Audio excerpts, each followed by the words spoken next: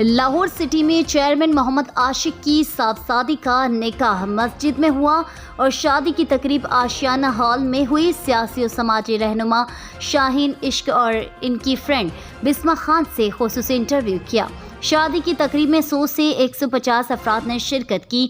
शाहीन इश्क साहिबा का कहना है कि सोनिया इश्क की ख्वाहिश थी कि मेरा निकाह मस्जिद में ही हो। लाहौर सिटी में मौजूद हूँ आशियाना मैरिज हॉल में। आज चेयरमैन मोहम्मद आशिक की साहबजादी का निकाह है। हमारे साथ कुछ फैमिली मौजूद है, हम इनसे बात करेंगे कि इस शादी के हवाले से क्या कहना चाहती हैं।